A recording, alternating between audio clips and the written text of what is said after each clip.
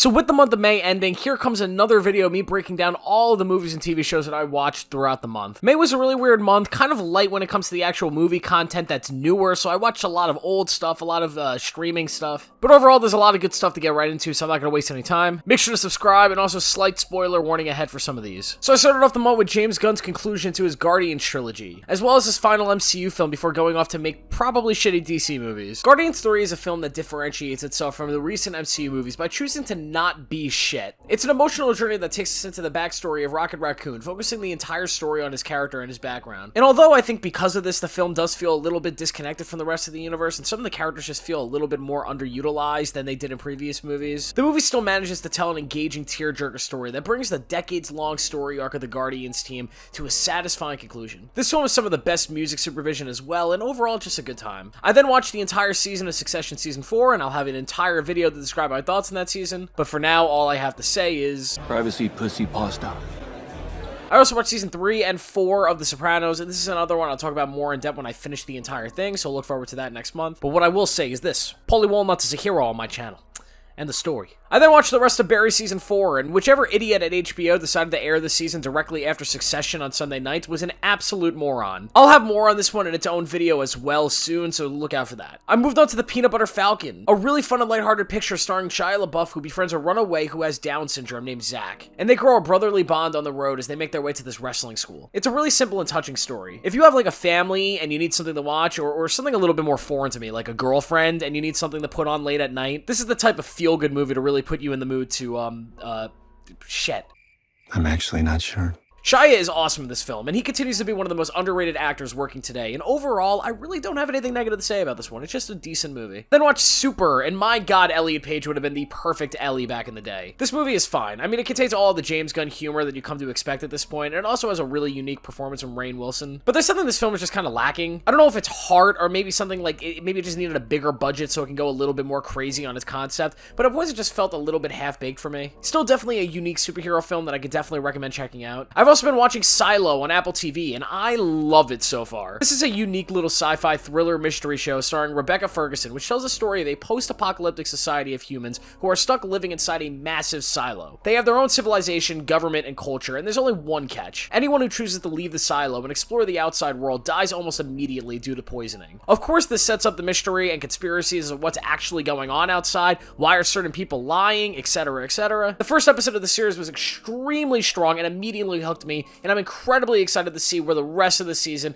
and hopefully future seasons go, because I am just so into the show at the moment. I then watched the Tetris movie, and man, oh man, Apple TV is collecting some dubs right now. I had a great time with this one. Taron Egerton bleeds so much charisma into this character, and this was probably the best representation of communism I think I've ever seen in a movie. The music is great, the writing is fast-paced and hilarious at times. There's a really fun and uniquely directed car chase later in this film for some reason. This film is just bonkers, it's off the rails, it's so much fun, but also like just so informative and thrilling on this actual subject matter of selling this game and buying the rights to Tetris. And overall, I really love this one. This is a great movie. Then painfully sat through the shittier Forrest Gump movie for the first time, and I could not get into it at all. I love David Fincher, and I think he makes really great movies, and the concept of this film is certainly intriguing enough for me to almost buy into a 3-hour runtime, but structuring the story as a Forrest Gump ripoff with a far less interesting and entertaining central character and an even less interesting relationship was a mistake that made this film drag and drag and drag. This movie felt like going to that one grandparent's house who never invested in a TV, so whenever you would go over to the visit, you would just have to kind of like sit around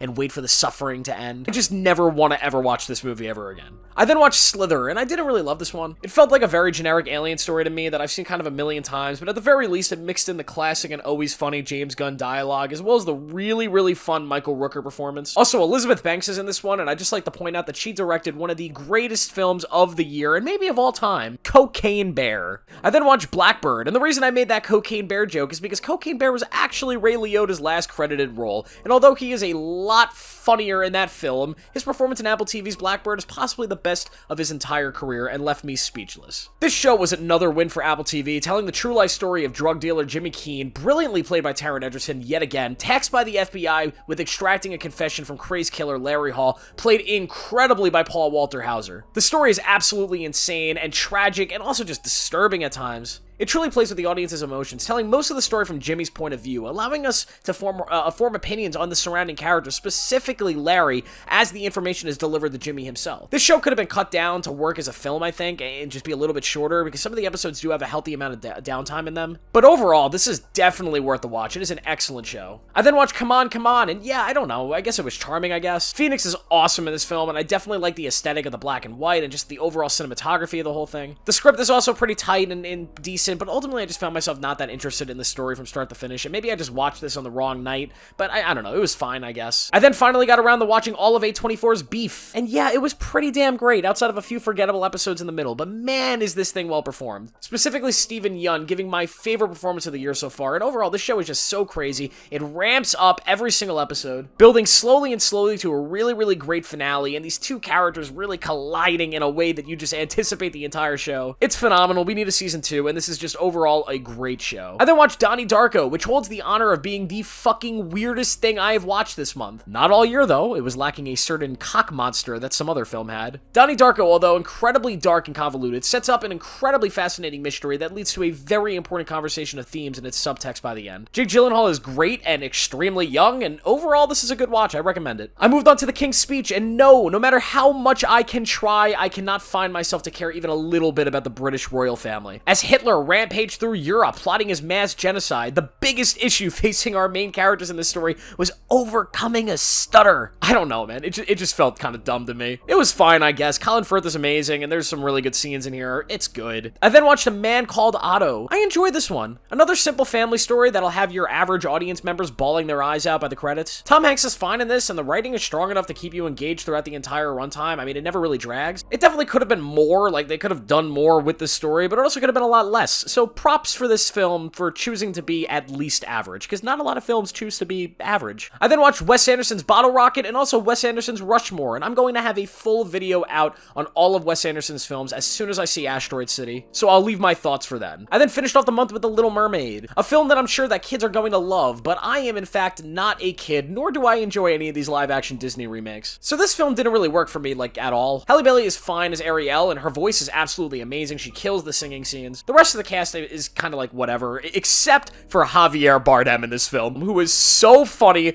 and so hilarious, giving the most careless performance I've ever seen. This man did not give a fuck, and I love it. I was so here for it. He collected the easiest paycheck of his life, and I respect that. Like, legitimately, there's a scene later in this movie where Javier Bardem just kind of shows up. He's just there out of nowhere, and the camera holds on him for what feels like forever, and my entire theater, which was packed with young people, was laughing. And that was by far the most emotional scene of the entire movie. There's just a lot of fluff in this one as well. Like, did we really need to add all the stuff they added to this? Like, did Lin-Manuel really have to write a rap scene for the middle of this that, like, nobody really wanted to see? Overall, I'm sure this film will find its audience. I mean, I know it is. It's making a ton of money. It's scoring pretty okay with audiences. And like I said, I'm sure kids will eat this up, so I'm not going to totally trash on it, but it's just not for me. It is not my thing, and the CGI is really bad, and The Little Mermaid for me is just not something that I loved. So that's it. What did you guys watch in May? Let me know down below. Make sure to subscribe and turn on notifications. I'm going to have a lot of content coming in June. Thank you for watching, and I will see y'all in the next one.